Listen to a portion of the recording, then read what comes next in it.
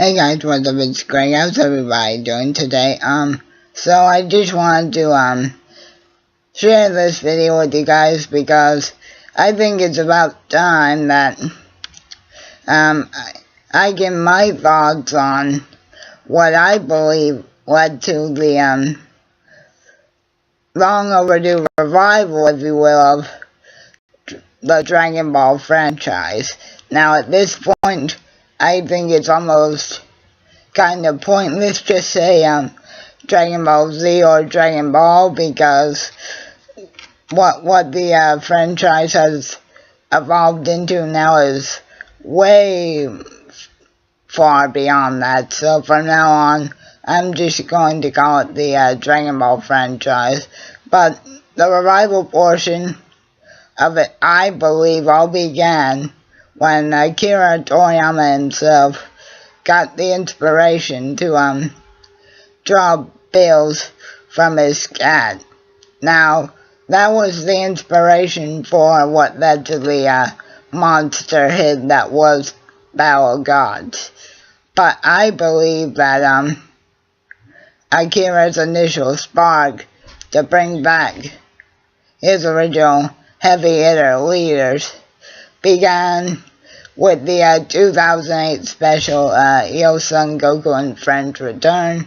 Now obviously that OVA was unfortunately never brought over here to the US or any of the Western world, which means it was never translated into any English, which means that only probably people in Japan and people that found the subtitled version on YouTube or some other form of media were able to see it. But I think Akira, seeing how people responded to that, sort of with the spark early for him to try and make a possible return to the series that is Dragon Ball.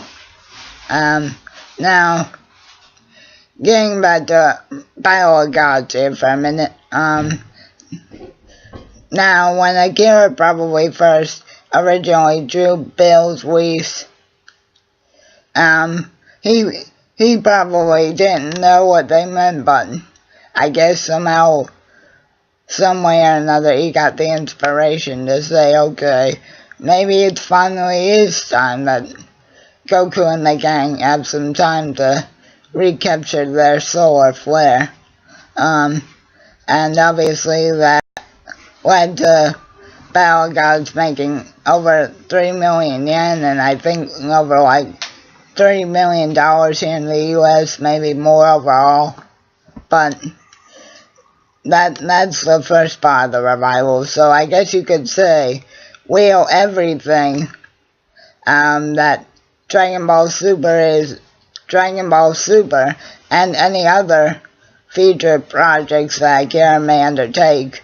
We sort of owe all that to Son Goku and Friends Return.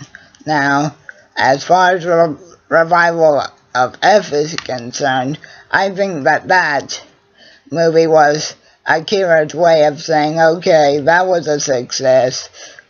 Now I'm going to do something I've always wanted to do in my own way, which was to bring back Frieza and in a canon way and have a real honest rematch with Goku and Vegeta.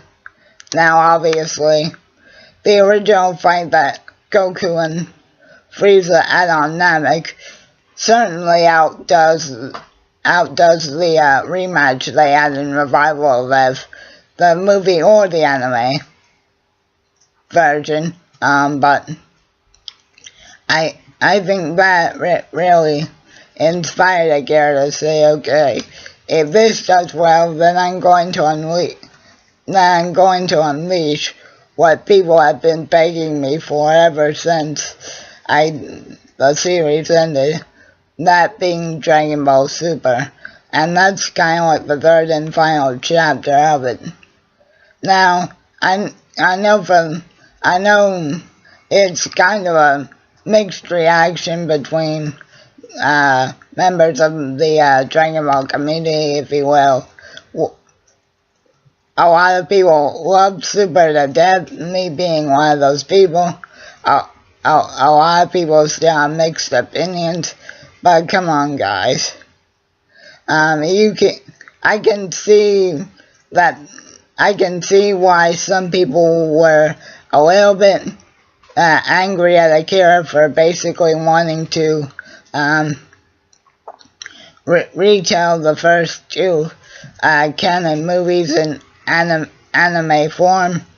But you have to understand, that was probably also so that the viewers in Japan, and obviously those of us who have gotten to see it on kissanime.com or various other medias, were able to get more of an in-depth sense of who Whis, Bills, and Draco were as people, not just as a couple of random movie characters. Now, with the introduction of the Lord Zuno and the fact that future Trunks will be returning in the next arc for the whole arc since it bears his name, I think that is when Dragon Ball Super will really start to consistently show us sort of the level of action that we had against Goku and it in one of the last fights of the Universe 6 tournament.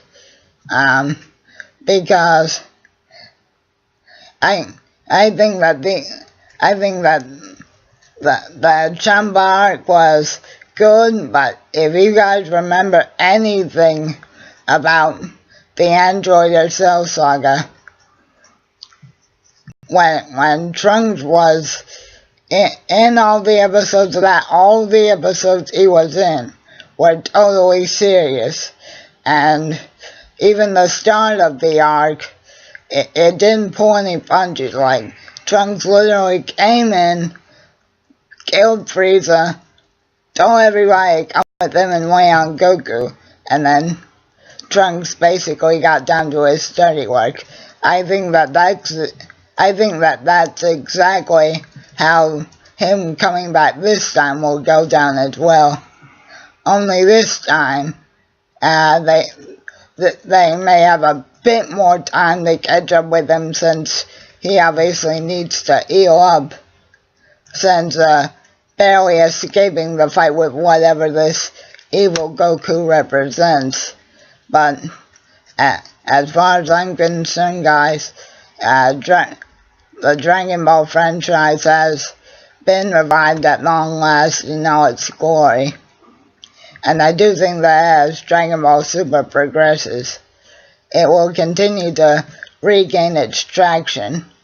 And you can love the franchise as a whole, you can hate it.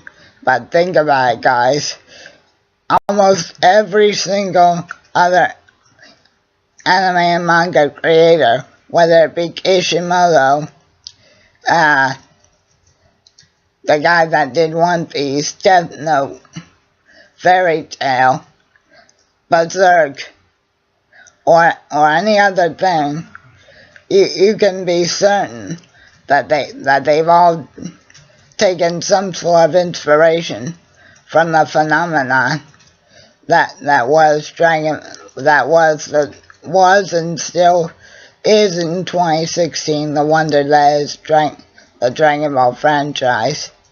Now, am I saying that I think Dragon Ball Super should continue on and on forever? No.